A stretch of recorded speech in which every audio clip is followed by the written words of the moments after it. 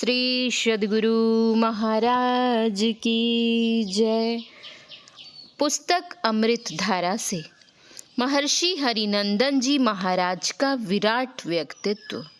श्री विजय नंदन यादव, अध्यक्ष विद्यालय शिक्षा समिति, अकहा नरपतगंज अररिया।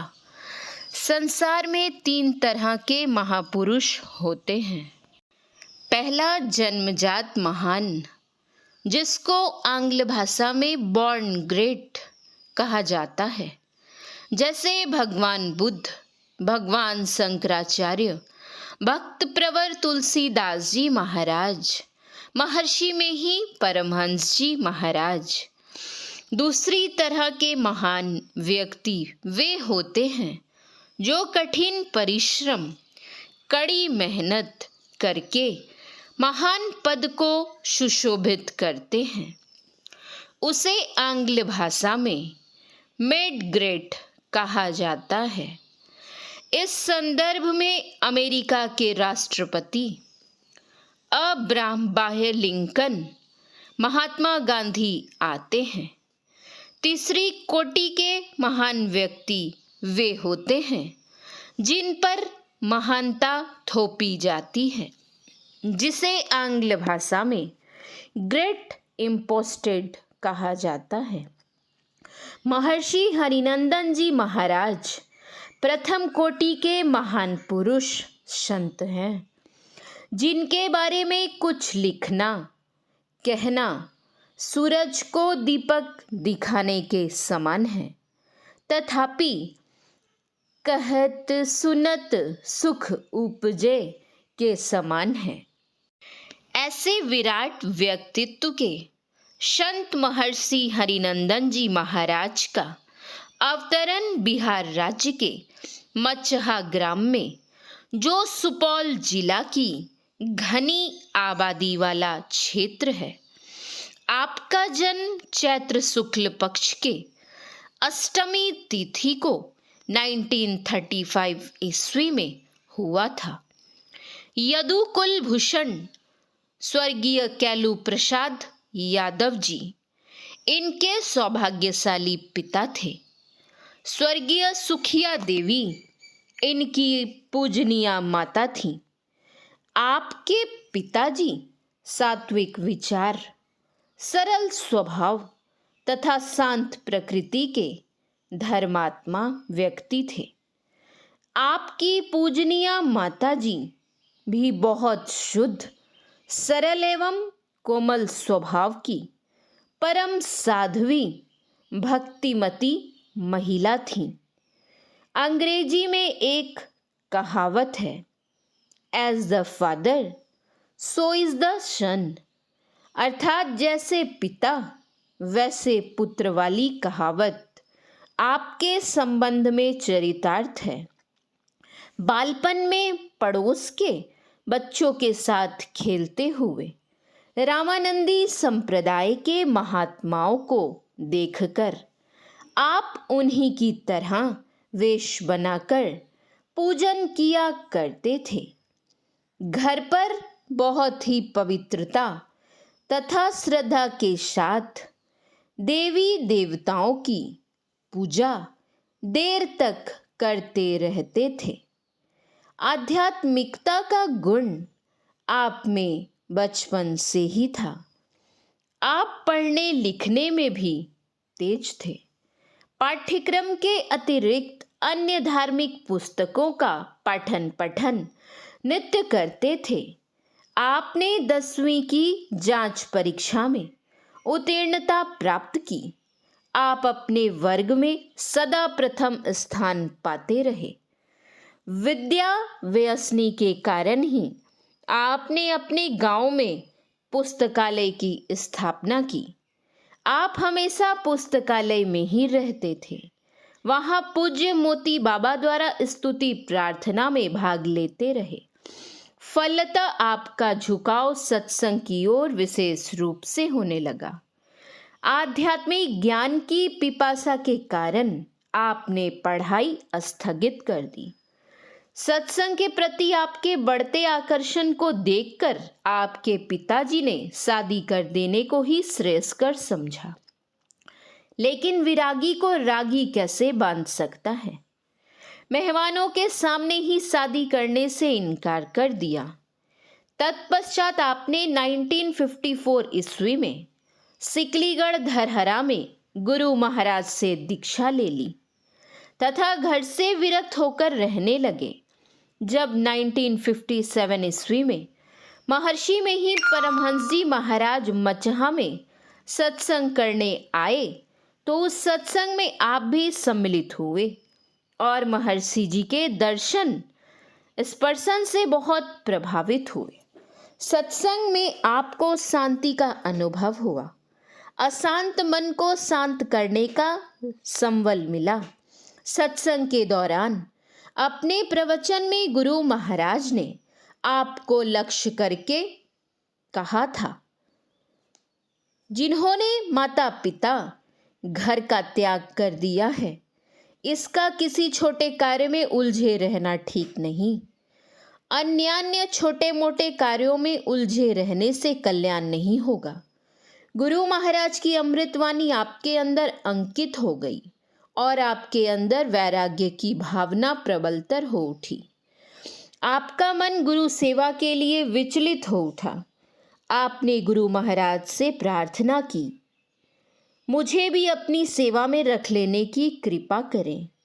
उस समय गुरु महाराज की सेवा में पूज्यपाद संत सेवी जी महाराज तथा भूपलाल बाबा थे। किसी अन्य सेवक की आवश्यकता गुरु महाराज को नहीं थी, किंतु आपकी प्रार्थना को स्वीकार करते हुए उन्होंने आपको अपने साथ रख लेने की कृपा की। तब से आप गुरु महाराज के साथ ही रहने लगे। इस समय गुरु महाराज द्वारा संपादित सत्संग योग प्रथम संस्करण प्रकाशित हुआ था, जिसमें बहुत सारी अशुद्धियां रह गई थीं। इन अशुद्धियों को आप मनिहारी आश्रम में रहकर शुद्ध किया करते थे। यह काम 1961 ईस्वी तक चलता रहा। इसके बाद आप भंडारी का काम करने लगे, जो 1973 तक लगातार चलता रहा। 1974 ईस्वी से 1975 ईस्वी तक शांति संदेश प्रेस के कार्यभार का दायित्व अपने ऊपर लिया। 1964 ईस्वी में गुरु महाराज ने आपको सन्यासी वस्त्र का अधिकारी मानकर गौरिक वस्त्र प्रदान किया था। साथ ही शब्द योग की क्रिया भी बताई थी। एक बार की घटना है, गुरु महाराज किसी का कोई चढ़ावा नहीं लेते थे, चाहे वह अन्न वस्त्र रुपए पैसे कुछ भी हो। गुरुदेव की सेवा करने से लोग वंचित हो जाते थे, इसलिए श्रद्धालु भक्तजन व्याकुल थे। तब पूज्य हरिनंदन जी महाराज लोगों के बहुत अनुनय विनय पर उनके द्वारा दी गई वस्तुओं और रुपयों को अपने पास रख लेते थे, ताकि उनकी भक्ति भावना आहत न हो और गुरु महाराज को इनकी जानकारी नहीं देते थे। सन 1971 में जब गुरु महाराज अस्वस्थ हुए, पूज्यपाद हरिनंदन जी महाराज ने भक्तों द्वारा दिए गए रुपयों से पटना में चिकित्सा करवाई और शेष रुपयों को पास में ही रख लिए। गुरुदेव तो अंतर्यामी थे। स्वस्थ होने पर उन्होंने पूछा कि चिकित्सा के लिए रुपए कहाँ से खर्च हुए। तब आपने गुरुदेव को सारी बातों से अवगत कराया और बताया कि इतने रुपए शेष हैं। उन रुपयों को पूज्यपाद हरिनंदन जी महाराज गुरु महाराज के सम्मुख रख दिए। इस पर गुरु महाराज ने कहा, तुम्हारा हाथ रुपयों से कभी खाली नहीं होगा। एक बार पूज्यपाद हरिनंदन जी महाराज अस्वस्थ हो गए। गुरु महाराज से आज्ञा लेकर उपचार हेतु रानीपत गए, किंतु गुरु महाराज का सानिध्य छोड़कर रहने में आपका चित्त विचलित रहने लगा। अतः इलाज बीच में ही छोड़कर आप वापस कुप्पा घाट आश्रम आ गए, फिर इलाज नहीं करवाए। तत्पश्चात आप आश्रम के व्यवस्थापक बनाए गए। अखिल भारतीय संतमत सत्संग महासभा में निर्णयानुसार सन 1987 ईस्वी से आपने भजन भेद देना आरंभ किया। आप साक्षात नरूप हरि परमाराध्य सदगुरु महर्षि में ही परमहंस जी महाराज के सपूत हैं। आप चलता फिरता प्रयागराज हैं। आपके सानिध्य में आकर आपके दर्शन, स्पर्शन एवं सरल सुबोध सद्ज्ञान में डुबकी लगाकर लाखों लाख लोग संत मतानुकूल अपना जीवन निर्वाह एवं साधना करते हुए अपना लोक परलोक सुधार रहे हैं। आप संत सरल चित जग हित को चरितार्थ करने वाले सच्चे संत हैं।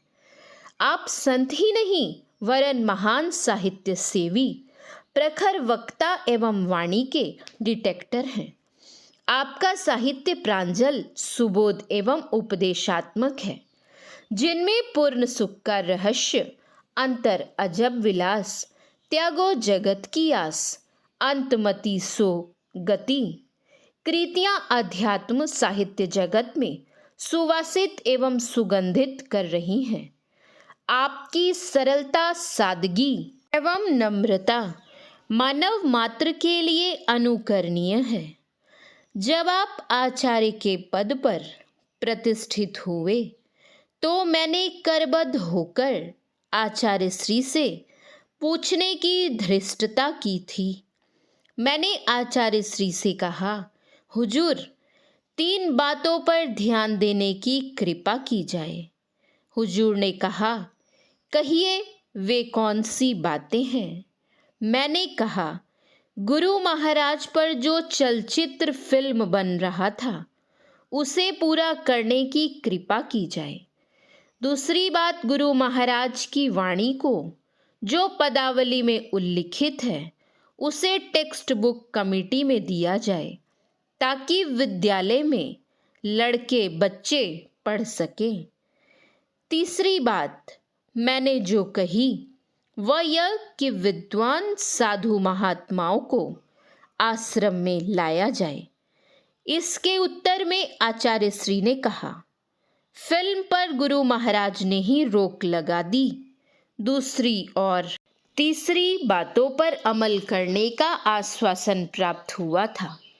ऐसे महान संत जो सादगी और सरलता की मूर्ति हैं को मेरा बारंबार नमन तथा दीर्घायु जीवन के लिए मंगल कामना करता हूँ।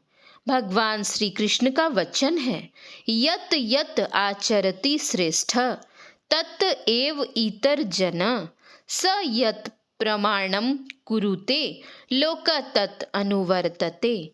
श्रेष्ठ पुरुष जो आचरण करते सामान्य लोग भी वैसा वैसा ही करने लगते हैं। वह जो आदर्श उपस्थित कर देता है उसका अनुगमन संसार के लोग भी करने लगते हैं। जय गुरु। श्री सद्गुरु महाराज की जय। श्री सद्गुरु महाराज की जय। श्री सद्गुरु महाराज की जय।